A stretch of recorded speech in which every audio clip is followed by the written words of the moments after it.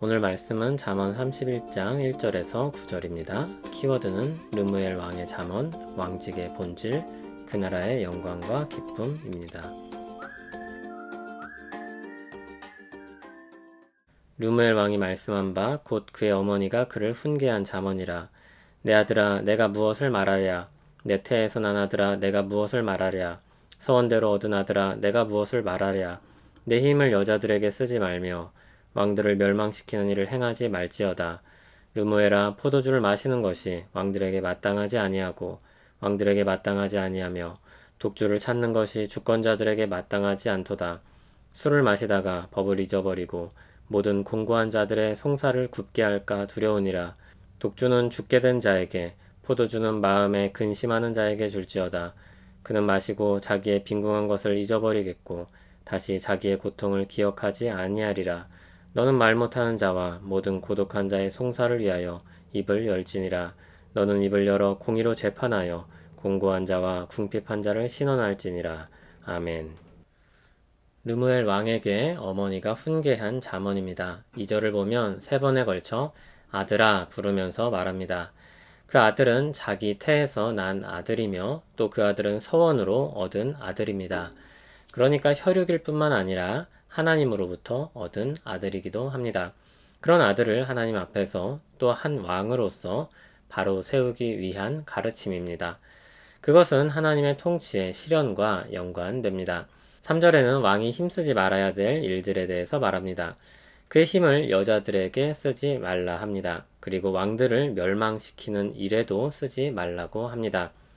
성적인 욕망과 힘에 대한 추구를 금지하는 것입니다. 여기에 사로잡힐 때 그 왕의 나라는 공의롭고 견고히 세워질 수 없을 것입니다. 4절부터는 술에 대한 절제를 말합니다. 3번에 걸쳐서 아주 강력하게 마땅하지 않다고 말합니다.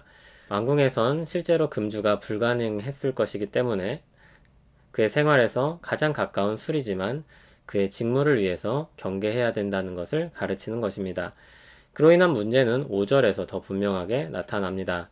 그것은 술을 마시다가 법을 잊어버리는 것, 또 모든 공고한 자들의 송사를 굽게 하는 것입니다. 왕이 술로 인해 잃어버리게 되는 것은 그의 권력도, 안위도, 명예도, 재물도 아닙니다. 올바른 법 집행, 약자를 위한 통치입니다. 6절에서 술은 죽게 된 자와 근심하는 자에게 주라고 말합니다. 그가 그것을 마치고 자기 빈궁한 것을 잊고 자기 고통을 기억하지 않을 것이라 말합니다.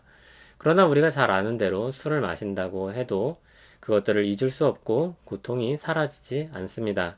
그러므로 이 가르침은 사람들이 술로 아픔을 잊을 수 없으면서도 잊을 수 있는 것처럼 사는 것을 거부하고 그렇게 사는 사람들에게 술을 두고 왕은 왕으로서의 삶을 살아야 할 것을 가르치는 것입니다.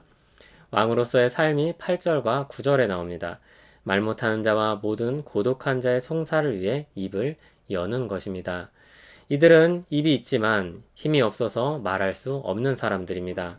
이들을 위해서 입을 열어서 대변해 주는 것입니다. 또 입을 열어서 공의로 재판하고 곤고한 자와 궁핍한 자를 신원하는 것입니다. 르무엘 왕의 잠언은 하나님의 통치가 어떤 것인지 보여줍니다. 많은 사람들이 생각하기에 왕의 자리는 권력의 정점으로서 모든 것을 누리는 만큼 왕 자신에게 좋은 삶으로 비춰집니다. 그러나 하나님의 통치를 따르는 왕은 그가 가진 힘을 자신을 위해서 쓰는 것이 아니라 하나님의 뜻을 실현하는 데 사용합니다. 하나님의 뜻은 공의로 사회를 보존하고 약한 자들에게 긍휼을 베푸는 것입니다. 그런 면에서 왕직의 본질은 섬김입니다. 예수님께서 사람들에게 권세에 대해서 말씀하시면서 하나님 나라의 질서에 대해 가르치신 일이 있습니다. 크고자 하는 자는 섬기는 자가 되고 으뜸이 되고자 하는 자는 종이 되어야 할 것이라고 말씀하셨습니다. 예수님은 하나님께서 주신 권세의 본질을 분명히 알고 계셨습니다. 예수님은 그것을 아실 뿐만 아니라 그 본질을 자신의 것으로 삼으셨습니다.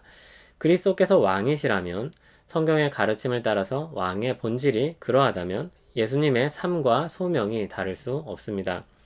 예수님이 가진 왕직에 대한 생각은 공의로 다스리시는 기본적인 역할과 더불어서 하나님의 뜻을 따라 긍휼로 통치하는 것이었습니다. 그것은 높은 자리에서 내려다보며 우위를 누리는 것과는 다른 것입니다. 주신 힘과 권력으로 섬기는 것이었습니다. 주님의 말씀이 이것입니다. 인자가 온 것은 섬김을 받으려 함이 아니라 도리어 섬기려 하고 자기 목숨을 많은 사람의 대속물로 주려 함이니라. 주님은 그렇게 섬김을 위해 이 땅에 오셨고 자기 목숨을 주심으로 우리를 살리신 왕입니다. 그분이야말로 진정한 왕이며 그분이야말로 모든 충성을 다할 대상입니다. 하나님 나라에서 섬기는 자가 큰 자입니다.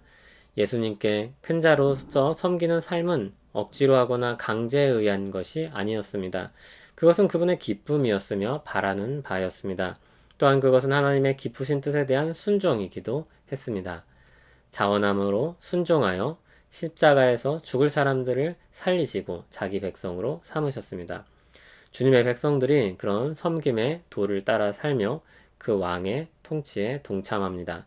앞서 가신 왕 그리스도로 말미암아 섬김을 기쁨으로 받아들이는 백성들이 탄생합니다. 아주 특별한 나라가 세워집니다. 주님의 백성들은 주님이 그러셨듯이 받은 은혜에 감사하며 자원하여 순종함으로 그 길을 따라갑니다. 그것을 영광으로 여기며 그 나라의 공의와 섬김을 자기 삶의 방향타로 삼고 살아갑니다. 그 은혜로운 나라의 백성으로 부르심을 받으셨습니까? 이 영광스러운 초대를 새기며 또 하루를 살아가는 우리 되기를 소원합니다. 하나님 아버지, 우리를 죄에서 해방시키시고 하나님 나라 백성으로 불러주신 그 놀라운 은혜를 찬송합니다. 주님의 섬김으로 새 생명을 얻었고 새 나라에 속한 백성이 되었습니다. 그 나라의 영광과 기쁨이 우리에게 있기를 소원합니다. 예수님 이름으로 기도합니다. 아멘.